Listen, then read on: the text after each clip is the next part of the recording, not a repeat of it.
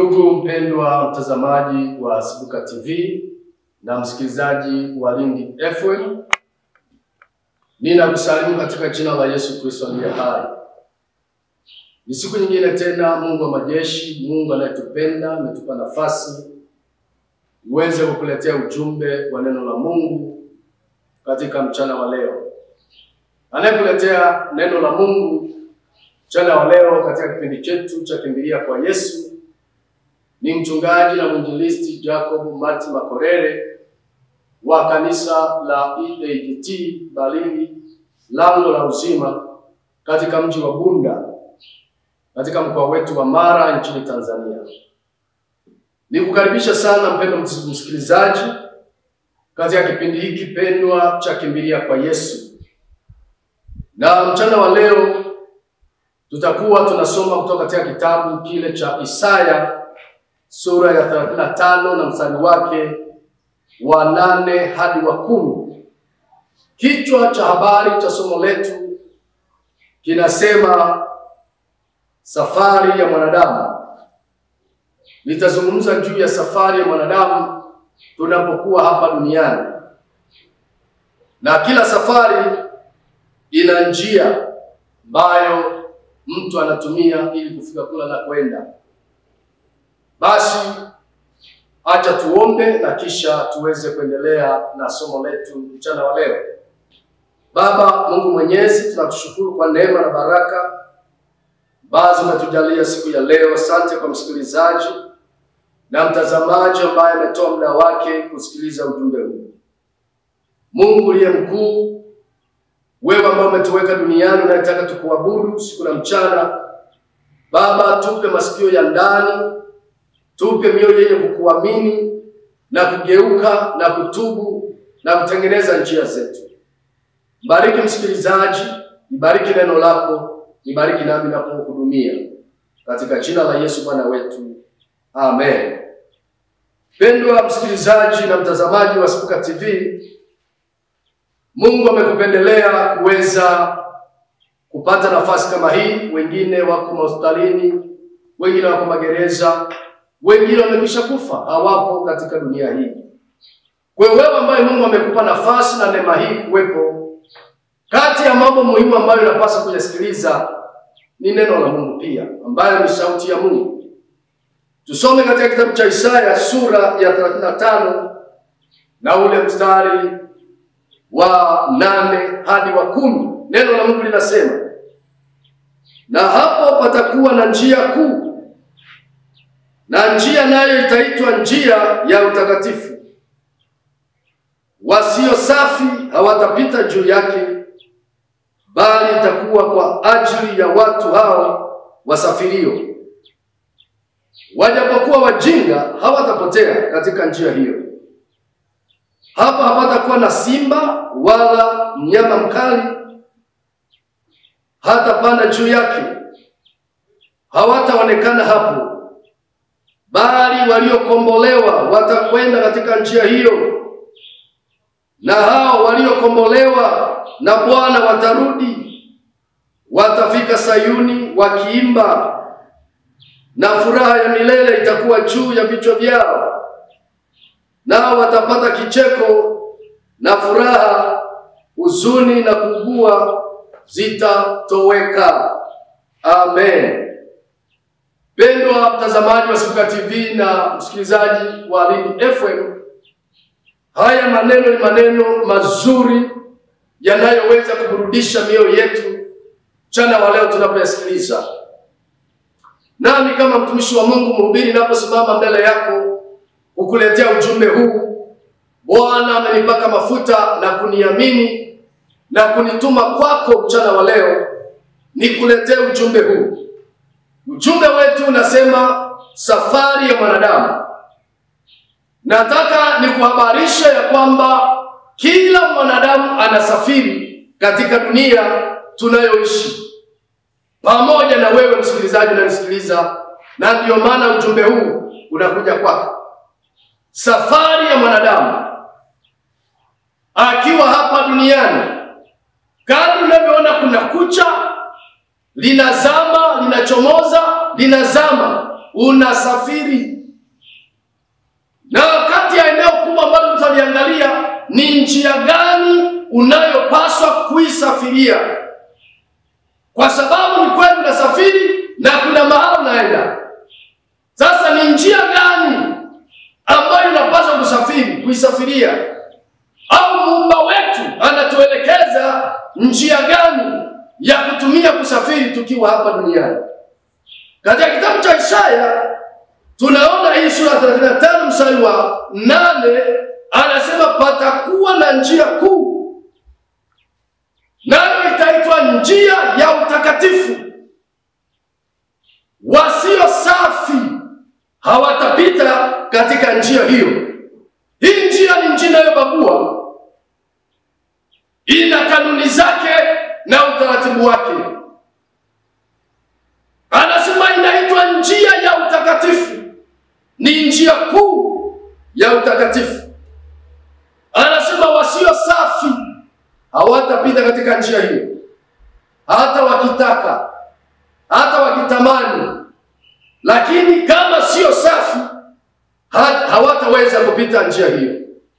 Lakini sifa ya wanaopita njia hiyo, anasema watu waliokombolewa, maana yake watu wasafi.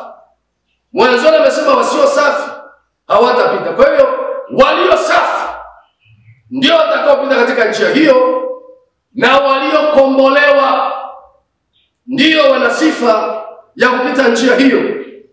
Lakini mwisho wake anasema kutakuwa na furaha, kutakuwa na kicheko cha milele, kutakuwa na furaha isiyokoma, hapatakuwa na huzuni tena. Kwa hiyo hii njia ambayo tumewekewa ili tusafiri juu yake, na kuna kanuni zinawekwa na sifa za wasafirio katika njia hii, ni kuombe ufuatane nami ninapoanza kuzungumza mambo haya muhimu. Hii njia kuu tuliyopewa tuifahamu vizuri, tutembee vizuri, kwa sababu katika dunia hii Yesu alifundisha kwamba kuna njia mbili hapa duniani zinazotupeleka kwenye hatima zetu. Alifundisha akasema, njia iendayo mautini ni pana, na wengi wanapita katika njia hiyo. Na akasema njia inayo uzimani ni nyembamba, na wanaoiona ni wachache.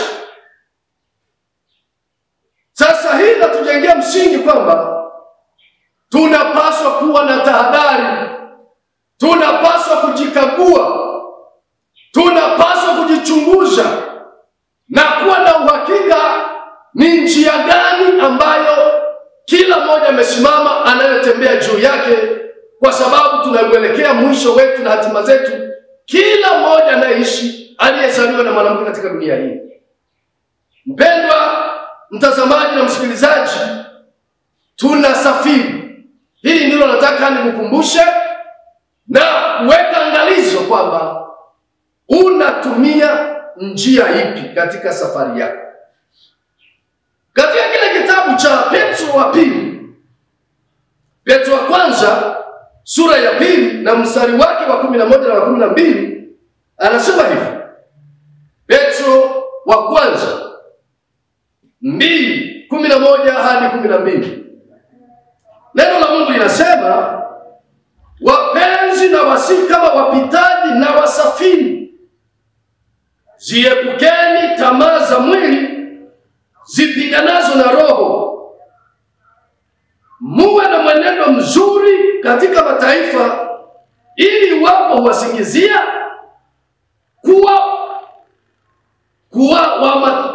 kuwa matendo mabaya, wayatazamapo matendo yenu mazuri, wamtukuze Mungu siku ya kujiliwa.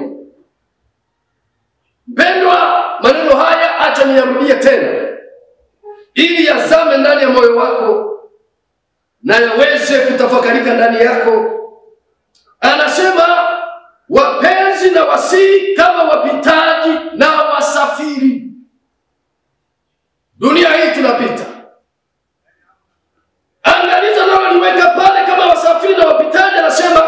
ziepukeni tamaa za mwili zipinganazo na roho. Sifa nyingine sema muwe na mwenendo mzuri kati ya mataifa, ili iwapo huwasingizia kuwa watenda mabaya, wayatazamapo matendo yenu mazuri, wamtukuze Mungu siku ya kujiliwa. Mpendwa mtu wa Mungu, neno la Mungu katika Petro linatukumbusha pia. Mtume Petro aliandika kwa watu wote akitukumbusha kwamba ndugu wapenzi katika Bwana, na wasihi kama wapitaji na wasafiri katika dunia hii, mambo mabaya yanayoweza kusababisha mtu asipite katika njia inayopasa. Anasema ni tamaa za mwili, ni dhambi. Kwa hiyo angalizo la kwanza anasema ziepukeni tamaa, au tunaweza kusema ziepukeni dhambi aina yote, ili muweze kuwa wasafiri mnaoweza kusafiri katika njia inayopaswa, njia takatifu, njia kuu ya wokovu. Jambo la pili anasema muwe na mwenendo mzuri, muwe na ushuhuda mzuri. Maisha yenu ukiwa kazini, mwenendo wako, tabia yako, maisha yako yawe ni ya kuigwa. Uko safarini, umeenda nchi ya ugeni, anasema muwe na mwenendo mzuri, maisha safi, maisha ya wokovu.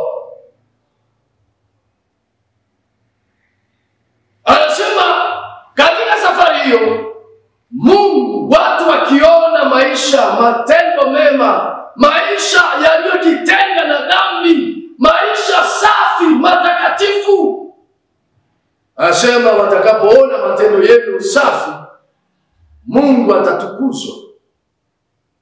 Mpendwa Mkristo unanitazama na kunisikiliza, nikutie moyo na kukukumbusha ya kwamba Mungu kupitia neno lake anatukumbusha kwamba tunapokuwa tunasafiri tunapaswa kuziepuka tamaa za mwili.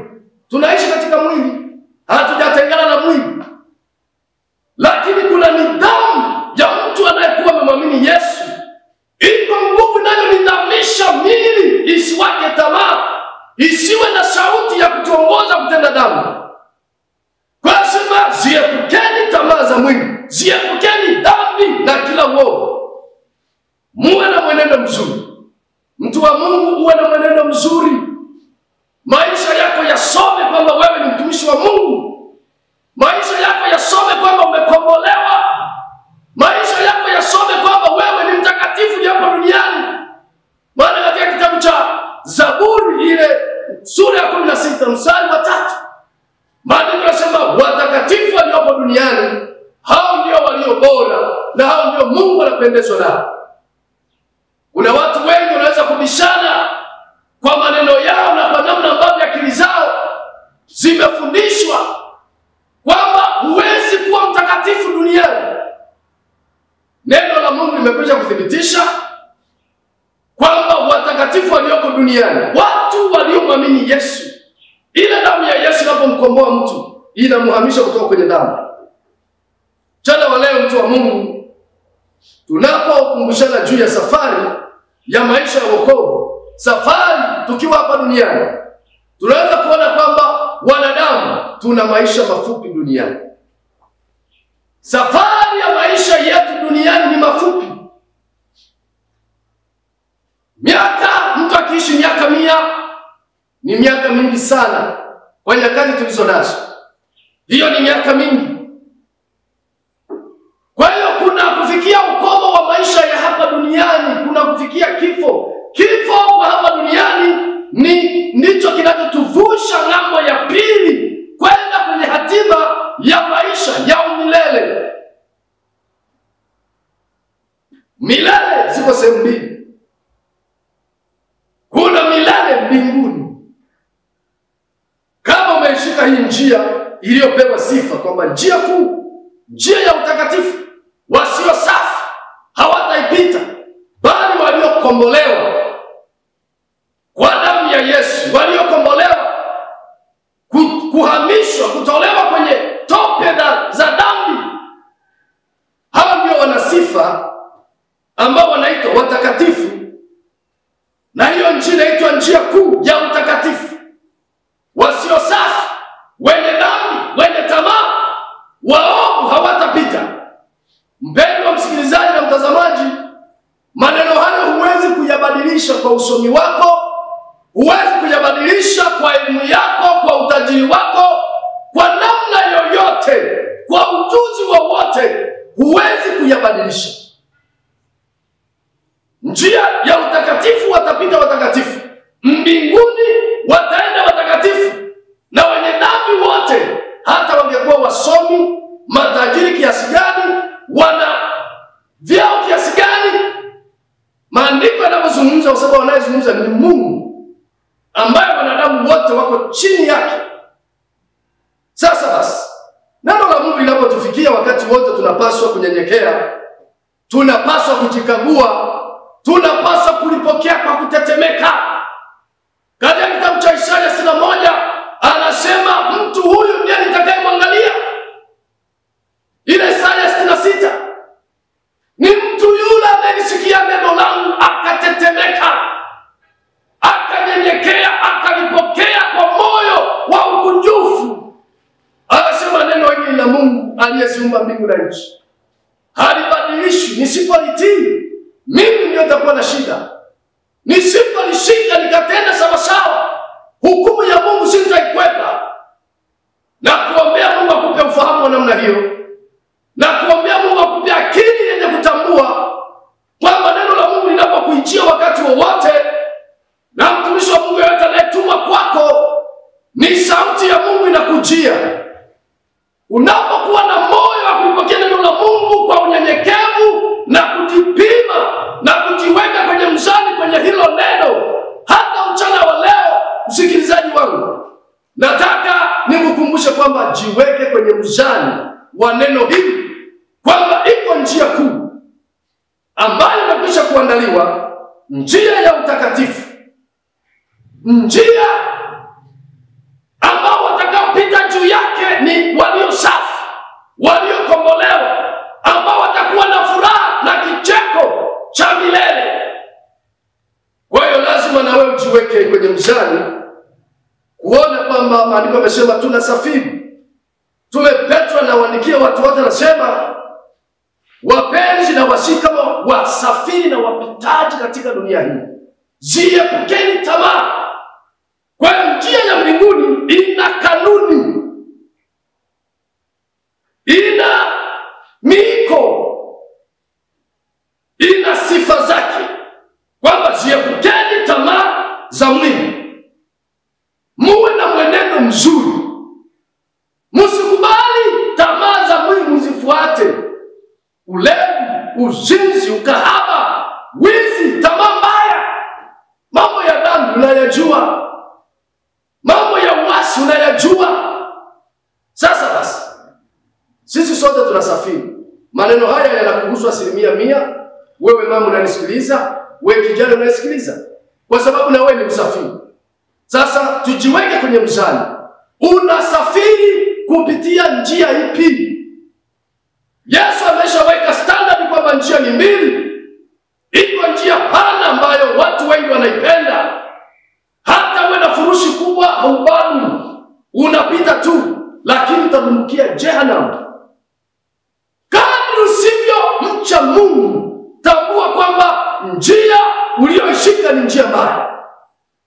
Lakini andiko lingine katika kitabu cha Mithali, ile sura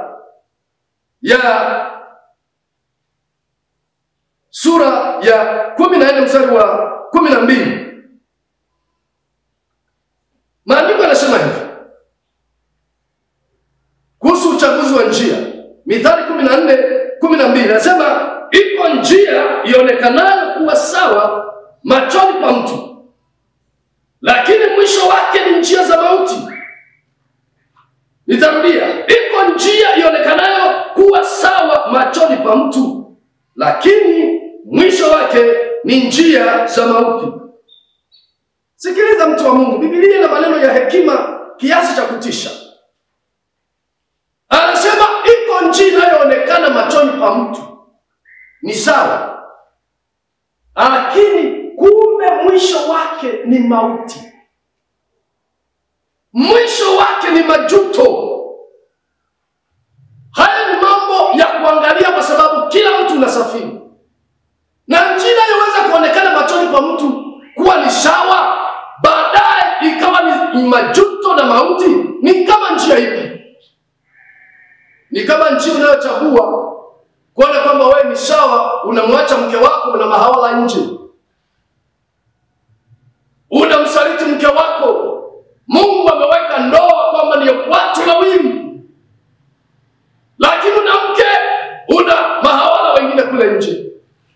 Kwako unaona ni raha, ni starehe, ni ujanja, ndio kula maisha. Lakini sikia, iko njia ionekanayo machoni pa mtu kwa sawa, anaifurahia, lakini mwisho wake ni mauti, ni majuto. Unapaswa kujikagua. Unaweza kuwa ni mshirika, lakini kuna mambo unafanya unajificha. Unakunywa bia kwa siri, kunywa pombe, una grupu la ujambazi kwa siri, hakuna anayejua. Mnafanya utapeli, hata mtandaoni mnaibia watu, lakini ni mshirika. Hiyo njia unaona na kupatia kipato, unaona ni sawa. Unawaliza watu, nimeibiwa, nimedanganywa, unafanya utapeli. Kwa hiyo njia unasema, sisi ni wajanja wa mjini, tunapata pesa kirahisi. Lakini maandiko yanasema hiyo njia mwisho wake, kwa sababu si njia ya haki, mwisho wake ni njia ya mauti. Mwisho wa Mungu limetumwa kwako ni kutangazia kwamba chagua njia ungali hai. Chagua njia ya wokovu, njia ya utakatifu, ambayo wasio safi hawatapita katika njia ile, bali waliokombolewa. Mpendwa msikilizaji, ni kuongeza andiko lingine hapa la msingi sana, Zaburi 139 na ule mstari wake wa 23 na 24. Biblia inasema hivi: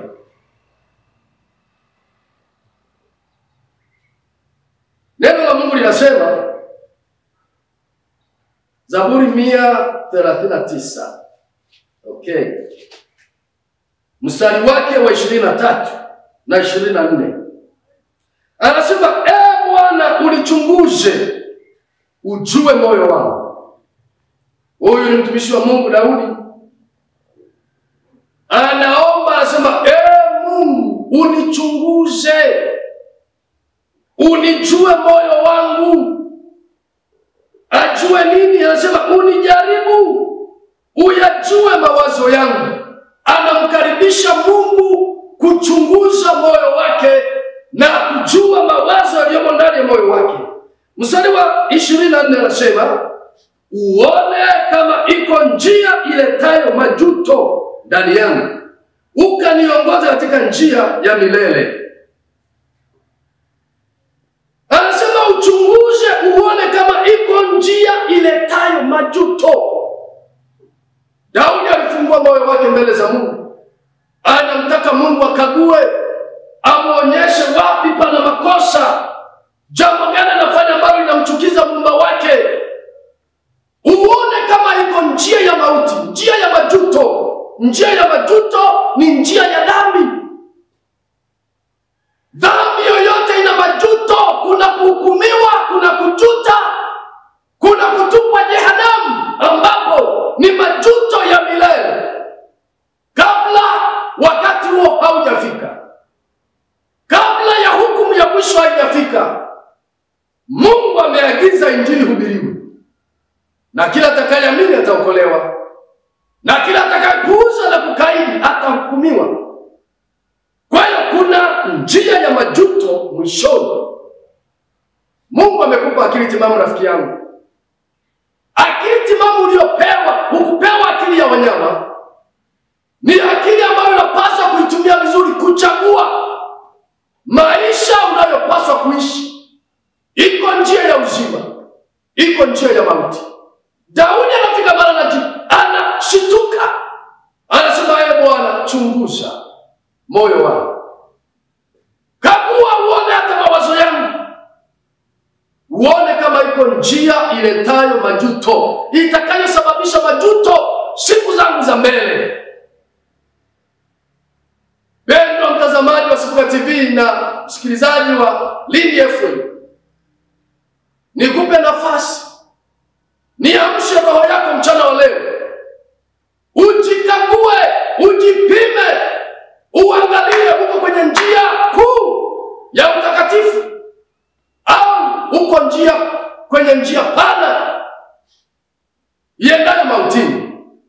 Kwa kuwa Mungu amekupa uhai hujafa, bado mlango ungaliko wa kuhama kutoka katika njia ya majuto, njia ya dhambi, na kurudi kwa Mungu wako katika njia ya utakatifu, njia ya wokovu, njia ya uzima.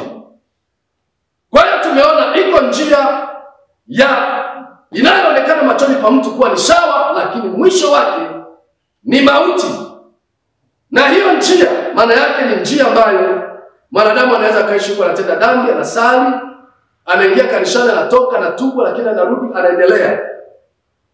Iko njia inayoonekana kuwa sawa, lakini mwisho wake inaleta mauti. Pendwa msikilizaji, jikague, ni njia ipi? Unapopenda dhambi unaficha, unadhani unamficha mchungaji wako hana mbingu. Mzee wako wa kanisa hana mbingu ya kupeleka. Ni mmoja tu, Yesu Kristo, aliyetoa uhai wake, na alipomaliza kazi ya kukomboa wanadamu akasema, "Ninaenda kuandaa makao, nitakuja kuwachukua niwapeleke katika hayo makao."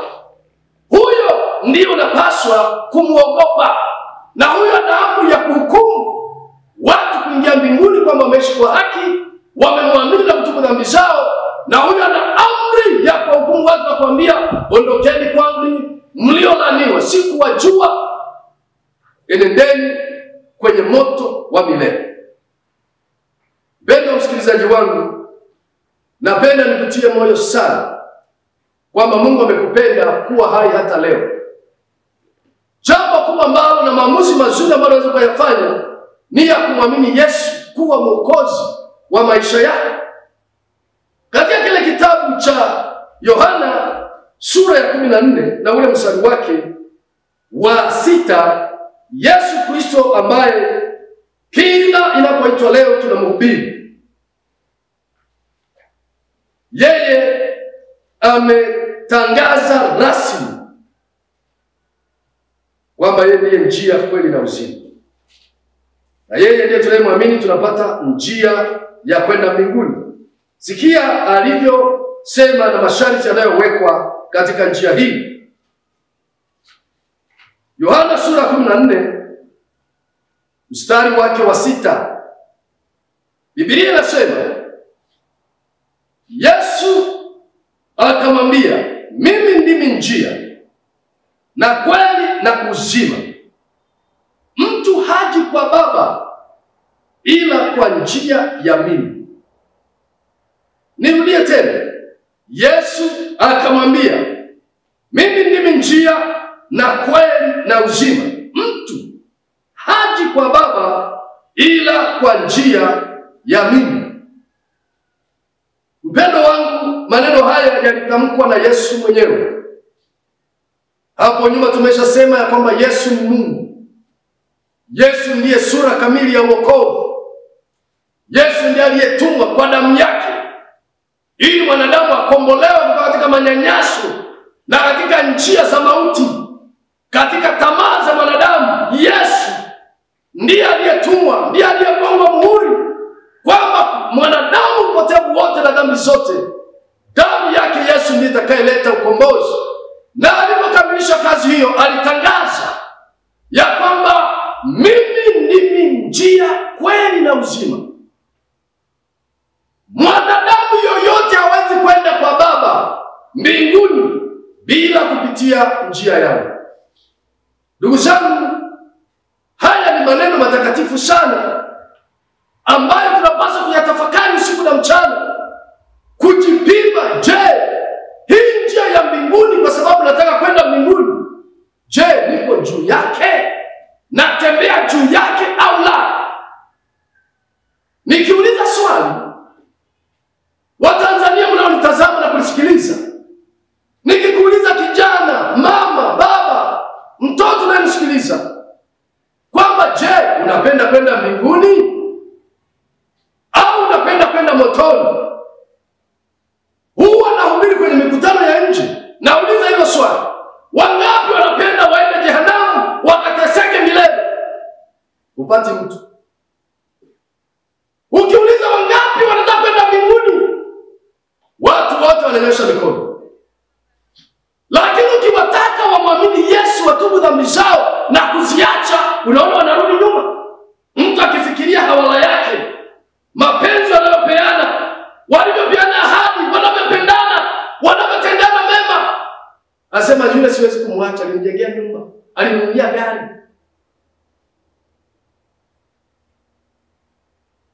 Kuna vitu vinavuta moyo.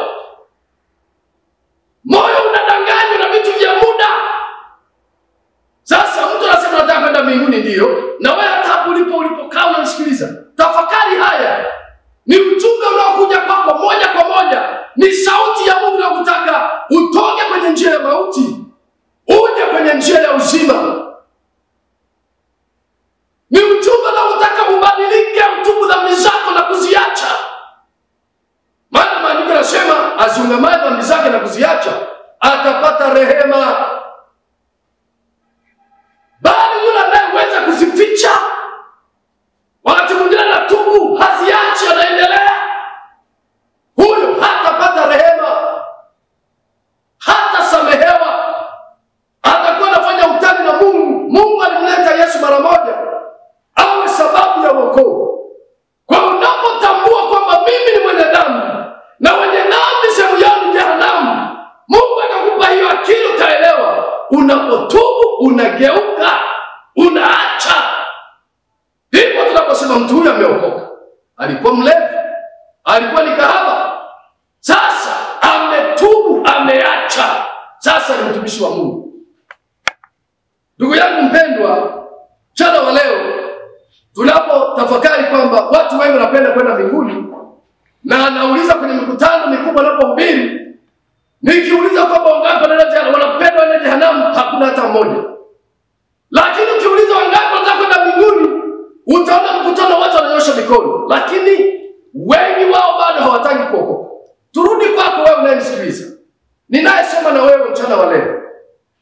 Naamini ya kwamba nikikuuliza hili swali, hata utasema hupendi kwenda jehanamu, kuteseka milele katika jehanamu ya moto. Turudi sasa kwenye ukweli.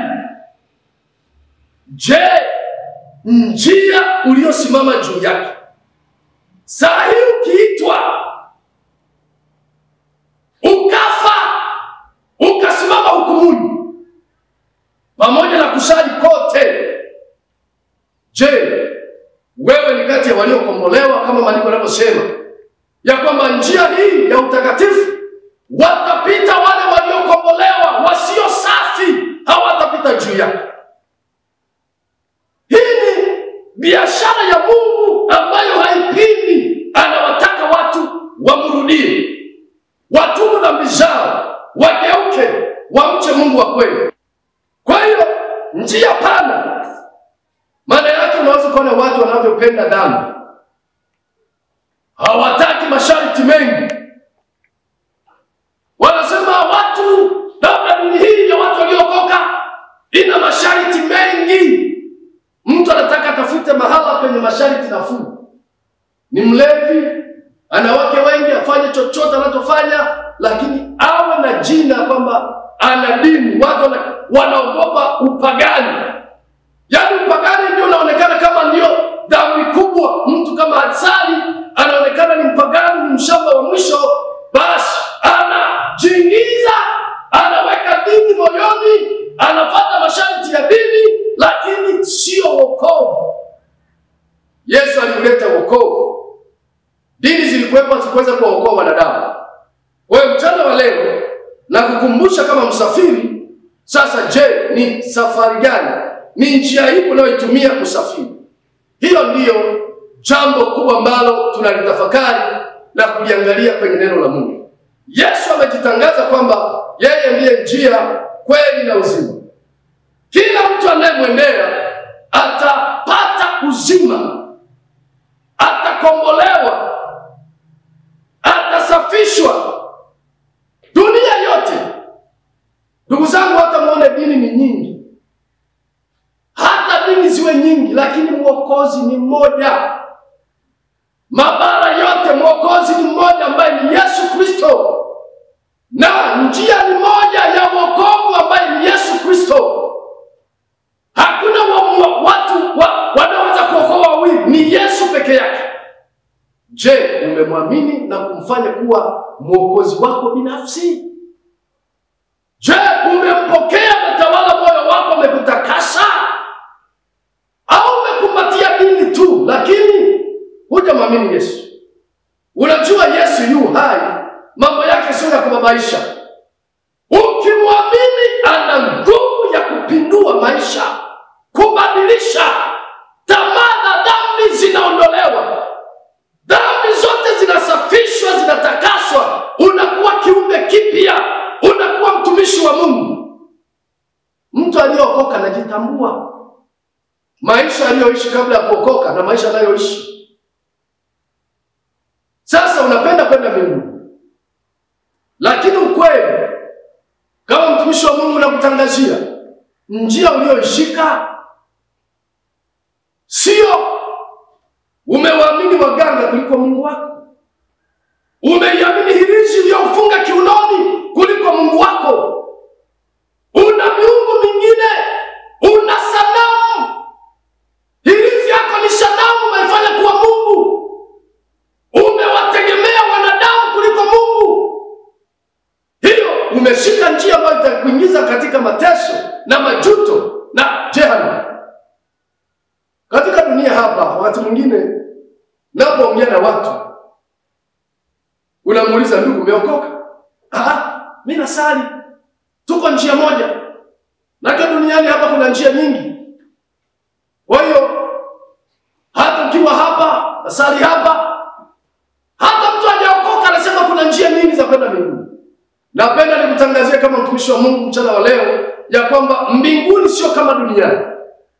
Kwamba tuko hapa mjini Bunda, mkoa wa Mara, kwamba mtu anataka kwenda kule Dar es Salaam, unaweza kupita njia mzunguko, unapita Kenya, unapita Nairobi, unazunguka, unapita Arusha, unaenda Dar es Salaam kwa basi, utafika. Unaweza kutoka Bunda ukapanda basi la Happy Nation, ukapita Bariadi, ukapita Shinyanga, ukapita Dodoma, Morogoro, ukaingia Dar es Salaam. Unaweza kutokea Mwanza au ukazungukia Mwanza, bado utafika Dar es Salaam. Unaweza kupanda ndege Mwanza, ukapaa, ukatua Dar es Salaam. Na njia mbalimbali za hapa duniani. Ni kweli mtu anaweza kutumia usafiri wa maji, kama panapitika kaenda kwingine, na mwingine kutumia usafiri wa anga, wakakutana kule. Mpendwa mtazamaji wa Sifuka TV na unayesikiliza kupitia Lindi FM, napenda nikutangazie ya kwamba njia ya mbinguni ni tofauti. Sio kama njia za duniani kwamba ni nyingi. Hapana, mbinguni ni njia moja peke yake ambayo Yesu ameitangaza kwamba mimi niliyetuma na Baba. Mimi ndimi njia, kweli na uzima. Mtu yeyote hawezi kwenda kwa Baba bila kupitia kwa mimi. Kwa hiyo nikutangazie, usijifariji, hujaokoka, hujampa Yesu maisha yako, nasema na mimi nasali, njia za kwenda mbinguni ni nyingi. Mwingine akiwa kule anasali na mwingine huku. Umeokoka. Wewe ni mtakatifu. Umetubu dhambi zako na kuziacha. Hilo ndilo jambo kubwa la kujiuliza, kwa sababu Yesu atakapokuja, kati ya dhambi kutokumwamini Yesu na kumkubali atawale maisha yako. Ni kutokumkaribisha Yesu ndani ya maisha yako, sababu yeye ndiye akiingia ndani anabadilisha maisha. Yeye ndiye akiingia ndani ya mtu akikaribishwa anapindua uendeshaji wa maisha ya wanadamu ya dhambi. Anashika usukani, mtu huyo anaweza kuongoza kutenda mambo ya haki, maisha ya haki, maisha matakatifu. Kwa hiyo watu wengi wanajivuna na dini. Usijivune na dini. Jivunie wokovu ambao Yesu aliuleta. Alafu kuna shida moja ambayo tunayo katika dunia sasa. Kuna neno ambalo linasema wengi wape. Watu wanaangalia watu wengi wanapenda nini? Na shetani ameingilia hapo. Watu wengi wanasema jisaidie na Mungu atakusaidia. Hayo ni maneno ya watu. Hayana uzima, hayana msaada wote, lakini yanapoteza. Yanawatoa kwenye njia. Kwa mtu akiugua, anasema jisaidie na Mungu atakusaidia. Anakimbia kwa mganga, anapewa hirizi, anapewa madawa, anasema najisaidia. Hayo ni maneno ya wanadamu.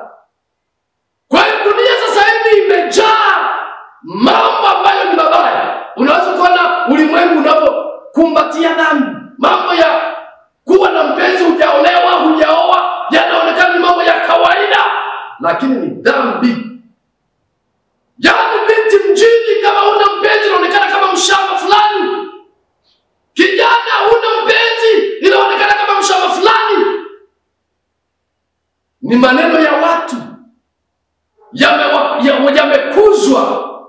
Yanaonekana sasa hiyo ndio mtindo wa maisha, lakini ni maovu, zinaa. Mwanamke hana mpenzi mwingine, ana mume wake, lakini kuwa na mahala pembeni inaonekana ni jambo la kawaida lenye sifa. Ni dhambi, ni uovu. Utakosababisha watu watupe jehanamu. Kwa hiyo niko hapa kama mtumishi wa Mungu kukumbusha.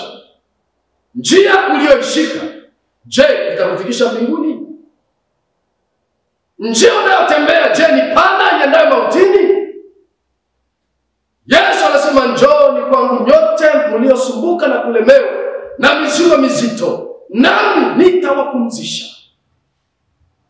Yeye ndiye njia, kweli na uzima. Tunapomwamini yeye, anatuongoza katika njia ya kweli. Kwa hiyo watu wengi ni kama vile unavyoenda stand.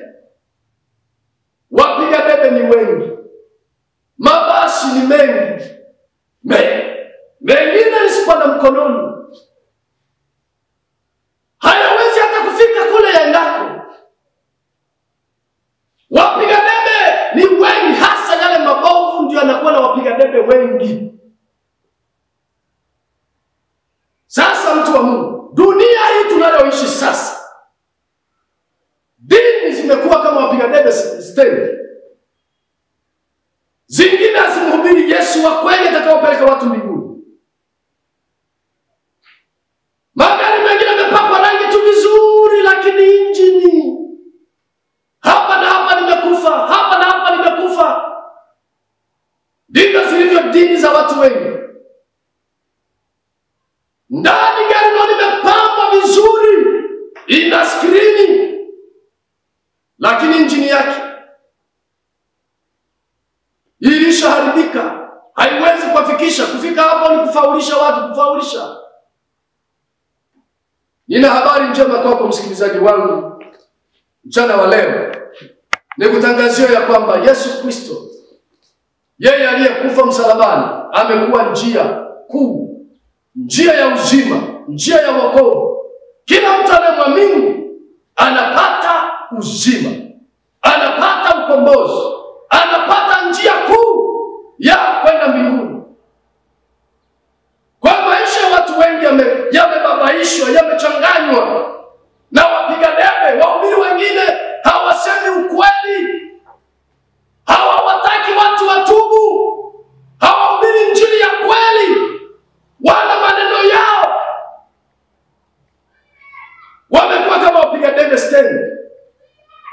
Chagua usafiri hakika. Watu wenye akili timamu wakati wote anapofika stand, anaangalia gari ambalo ni nzuri, lenye uwezo wa kufika kule anakoenda. Kwa hiyo katika dunia tunayoishi, wasafiri ni wengi na mchanganyiko ni mwingi. Inafika mahali mpaka mtu anapanda gari ambalo hata aliendi kule anakoenda. Si makini. Angalia hata viashiria au vile vibao vimeandikwaje. Za mwisho tulizo nazo dini zilivyo wachanganya watu. Mtu anasema anaenda mbinguni, lakini ukweli gari alilolipanda linampeleka jehanamu. Mtu anasema anamwabudu Mungu, lakini ukweli kwamba ana mikataba na kuzimu. Ameshikamana na mashetani, anatoa kafara. Mungu amekupa akili timamu ya kuelewa, ya kupambanua. Mungu amekuumba kwa mfano na kwa sura yake. Msikilizaji wangu, nikutie moyo na kukukumbusha kwamba kwa kuwa ungali hai, fanya uchaguzi wa kumwamini Yesu. Fanya uchaguzi wa kugeuka na kutoka kwenye njia ya majuto. Fanya uchaguzi utoke kwenye njia ya mauti. Maana tumeona ziko njia zinazoweza kuonekana. Iko njia inaweza kuonekana sawa machoni pako, lakini mwisho wake ni njia ya mauti. Pendo msikilizaji wangu, mchana wa leo unapoendelea kusikiliza, huo ndio ushauri naokupa kwamba njia pekee ya kwenda mbinguni ni kumwamini Yesu na kutubu dhambi zako na kuziacha.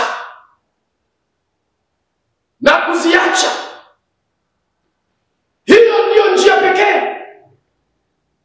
Watu wengi wanatamani kwenda mbinguni, lakini njia walioishika. Jipime jioni ya leo na mchana wa leo, jikague ni njia gani unayosafiri juu yake.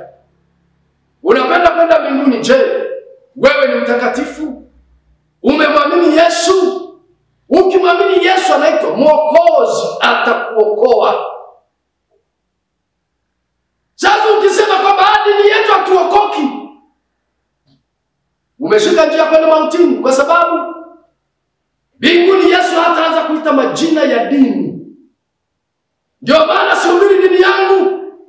Sikuiti uje kwenye dini yangu. Dini yangu haijanifia msalabani. Yesu ndiye aliyetufia msalabani sote, na ametuagiza kuhubiri Injili. Injili inamsema Yesu kwa sababu Yesu ndiye Mwokozi, na Yesu ndiye wokovu, na Yesu ndiyo yote katika yote. Injili yangu utasikia nakwambia njoo kwenye dini yangu, maana dini yangu haijanifia. Yesu ndiye aliyetufia. Yesu ndiye njia ya kutupeleka mbinguni. Mpendwa mtazamaji wangu na msikilizaji, nikukumbushe kwamba fanya ukaguzi wa maisha yako. Jikague, ni kweli unapenda uende mbinguni. Ni kweli hutaki kwenda motoni. Lakini njia uliyoishika, gari ulilolipanda haliendi. Kama unataka kwenda Mwanza, limeshakata kona Bariadi linaenda Shinyanga, haliendi Mwanza. Hautafika Mwanza kama umepanda gari linalopita Lamani Bariadi kwenda Shinyanga. Ndivyo watu ambavyo wamechanganyikiwa.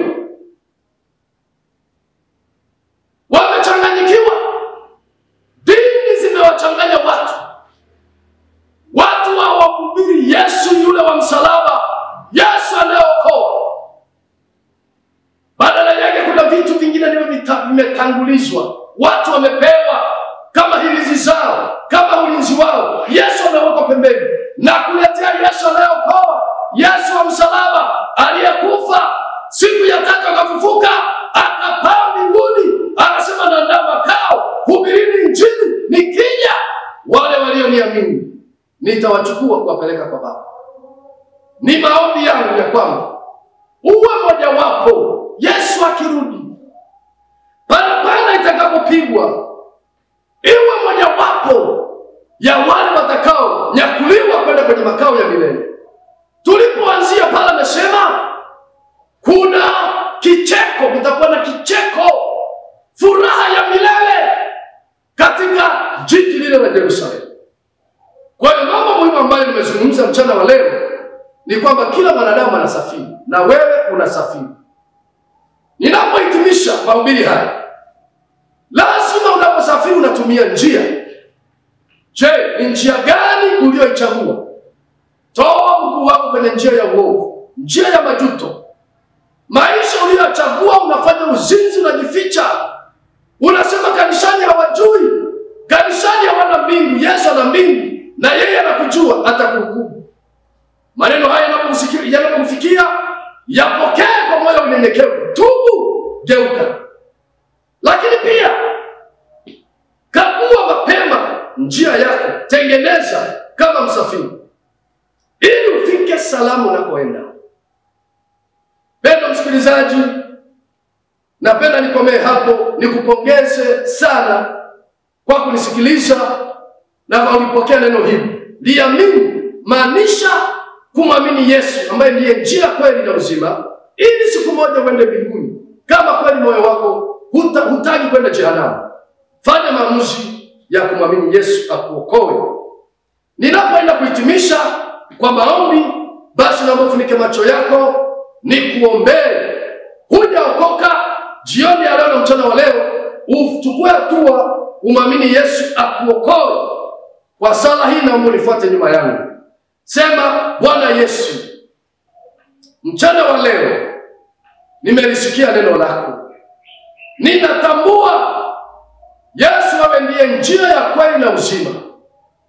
Ninaamua kuja kwako, natubu dhambi zangu. Naomba unisamehe na kunipokea. Ninageuka na kuziacha dhambi zangu. Kuanzia leo naamini na kuokoka kwa jina la Yesu. Basi msikilizaji, acha nikuombee. Ikiwa unaumwa, ikiwa una changamoto yoyote katika biashara, katika masomo, katika maisha, katika ndoa, acha Bwana Yesu mkono wake ule mrefu usiozuiwa na umbali ukuguse magonjwa ambayo yamekutesa. Yesu ana uwezo kwa sababu ni muumbaji. Viungo vyako vimeharibika, yeye ni muumbaji. Baba, katika jina la Yesu, namwombea mtazamaji na msikilizaji. Wewe unajua mwanamke yule, baba yule, kijana yule, binti yule, shida yake. Namleta mbele zako sasa. Angalia kwa unyenyekevu mkubwa, ametoa muda wake kusikiliza. Naita damu yako imtakashe. Naita mkono wako wenye nguvu wa kuponya umguse na kumponya. Ikiwa ni mapepo yamemkalia, uchawi, majini, ninayamuru saa hii kwa jina la Yesu.